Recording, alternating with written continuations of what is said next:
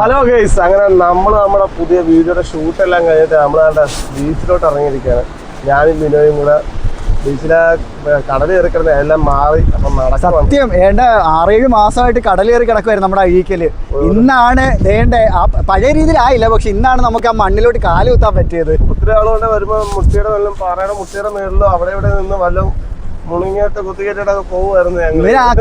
ആക്രാന്തം തീർത്തിട്ട് അവനങ്ങ് കഴിക്കും. പക്ഷെ തീറ്റക്കൊതി ഞാൻ നോക്കിക്കൊണ്ടിരിക്കുക, എന്നെ നോക്കിയിരുത്തി കഴിപ്പിക്കും. അതാണ് എല്ലാവരും നമ്മുടെ ഷോർട്സ് കാണുന്നവരും മാനിക്കണം ബിനോയെ. അത് ഞാൻ എന്തെങ്കിലും കഴിക്കാൻ വേണ്ടി എടുക്കുന്ന സമയത്ത് ഉടനെ ഇവൻ അതിന്റെ വീഡിയോ എടുത്തിടും, എന്നിട്ട് നാട്ടുകാരുടെ മുമ്പിൽ അത് പ്രദർശിപ്പിക്കും. അപ്പൊ ഞാൻ കഴിക്കുന്നവന് ഇവൻ കഴിക്കാത്തത്.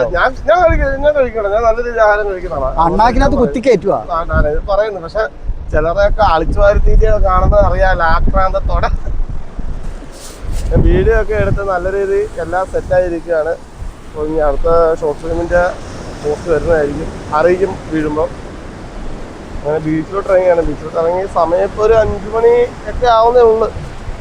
പിന്നെ തിങ്കളാഴ്ച ദിവസം ആയതുകൊണ്ട് ഇവിടെ ആള് കുറവാണ്. തിങ്കളാഴ്ച ചൊവ്വാഴ്ച കേട്ടോ, ചൊവ്വാഴ്ച ഞാൻ കടക്ക് ഷൂട്ടേക്കും കേട്ടോ. നനയും ചുമ്മാതാ കുളിക്കാത്തതിന്റെ വെള്ളം കണ്ട അലർജിയാ, വെള്ളം അലർജി അതിന്റെയാ.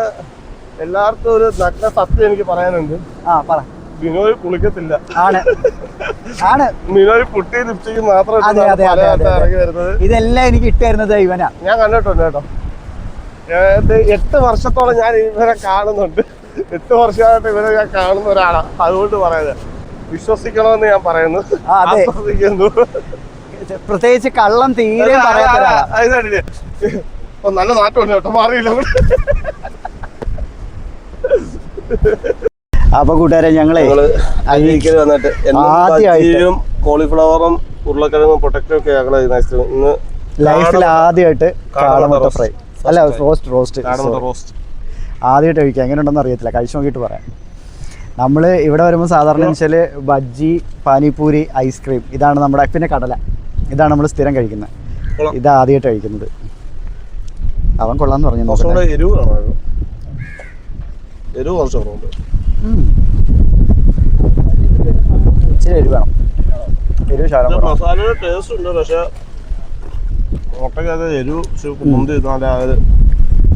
കുരുമുളകിന്റെ എരിവല്ല, മുളക് പൊടിയുടെ എരിവാ ഉള്ളത്. മുളക് പൊടിയുടെ എരിവാ.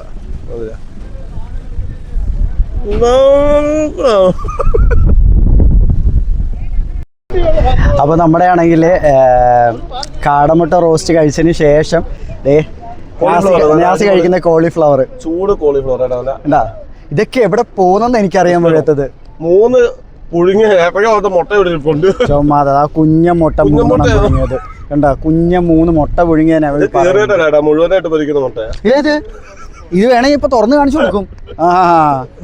ഒരു പ്ലേറ്റ് കോളിഫ്ലവർ വറുത്തത് വാരി വെച്ച് കഴിച്ചോണ്ടിരിക്കുക. പറഞ്ഞ കണ്ടില്ലേ, എപ്പോഴും തീറ്റ എന്ന് പറഞ്ഞാൽ ഇങ്ങനെ മരിക്കുന്ന ഒരാളെ ഞാൻ എൻ്റെ ലൈഫിൽ ആദ്യമായിട്ടാണ് കാണുന്നത്.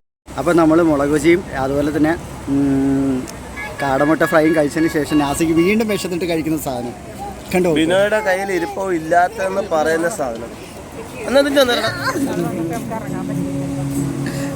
എനിക്കറിയില്ല. ഇതിപ്പോൾ 2ാമത്തെ ഐസ്ക്രീം വാങ്ങിച്ച് കഴിക്കുന്നത്. ഒരെണ്ണം കഴിച്ചു കഴിഞ്ഞു, 2ാമത്തെ ഞാൻ കഴിച്ചില്ല.